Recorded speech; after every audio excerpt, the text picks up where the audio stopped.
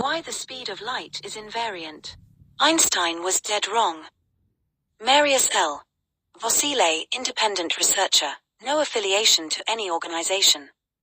Introduction.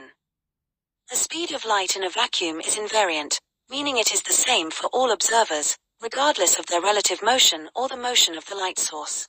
This is a fundamental postulate of Einstein's theory of special relativity, and it has absolutely nothing to do with it.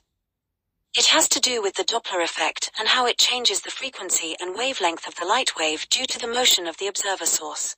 But it does not cause a change in the observed velocity. Because if frequency increases, then wavelength decreases, and if frequency decreases, then wavelength increases. The result of this is that their product V equals F asterisk lambda will always be constant from the perspective of the observer. Demonstration.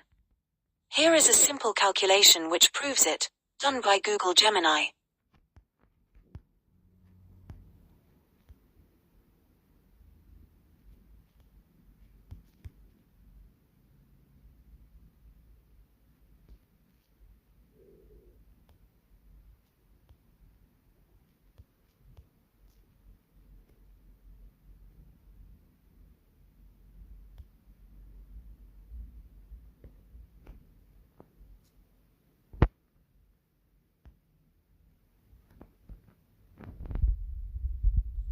As you can see, the Galilean velocity additions cancel out when we multiply observed frequency and observed wavelength, resulting in speed v, which is the speed of wave in the medium, calculated from the observer's frame.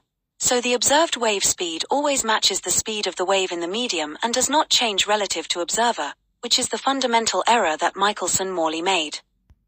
In the specific case of the experiment, the observer is comoving with the source, which would make Doppler shift 0 because there is no relative motion between source and observer. So the observed frequency and observed wavelength will be the same as the source frequency and wavelength. Therefore the observed speed of the wave will also be the same, v equals f lambda equals c, and not v plus c as Michelson-Morley expected and calculated. Conclusion. In conclusion, the null result of their experiment is entirely consistent with an ether medium, and does not disprove it in any way.